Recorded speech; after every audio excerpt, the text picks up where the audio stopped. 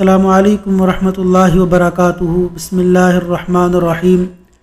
ابن ابی دنیا نے اپنی کتاب الہواتف میں ابو سمر العبدی سے بیان کیا ہے، ایک شخص رات کے وقت کوفہ میں نکلا، دور سے اسے ایک تخت نما چیز نظر آئی، وہ تجسس بری نظروں سے دیکھتا ہوا اسی طرف چل دیا۔ جب وہ وہاں پہنچا تو دیکھا کہ تخت پر کوئی بیٹھا ہے اور اس کے ارد گرد کچھ ہیولے سے جمع ہے، ایسا لگتا تھا کہ وہ شیاطین یا جنات ہیں۔ وہاں پہنچ کر وہ شخص ایک طرف چھپ گیا۔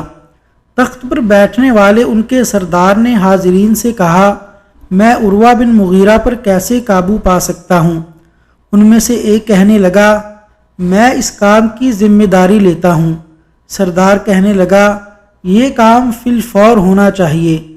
چنانچہ وہ شتونگڑا اس وقت مدینہ کی طرف روانہ ہو گیا۔ کافی دیر بعد وہ اکیلا ہی آ گیا اور کہا، ہم عروہ بن مغیرہ کا کچھ نہیں بگاڑ سکتے۔ اس کا سردار پوچھنے لگا، آخر ایسی کون سی وجہ ہے کہ وہ ہم سب پر بھاری ہے؟ اس شخص نے بتایا کہ اس کی وجہ وہ کلمات ہیں جو وہ صبح شام پڑھتا ہے۔ پھر یہ لوگ منتشر ہو گئے اور اپنے اپنے گھروں کو چل دیے۔ اوٹ میں چھپے ہوئے شخص کے دماغ میں یہ بات بیٹھ گئی۔ صبح ہوتے ہی اس نے ایک اونٹ خریدا اور اس پر سوار ہو کر مدینہ طیبہ میں عروہ بن مغیرہ کے پاس پہنچا، اسے یہ واقعہ سنایا اور پوچھا، آپ صبح و شام کیا پڑھتے ہیں؟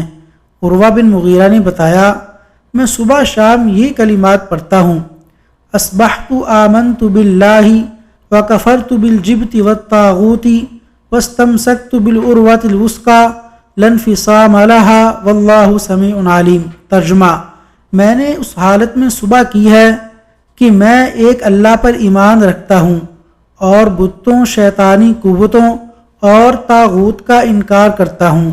میں اسلام کے اس مضبوط کڑے کو تھاما ہے جو کبھی نہیں ٹوٹ سکتا۔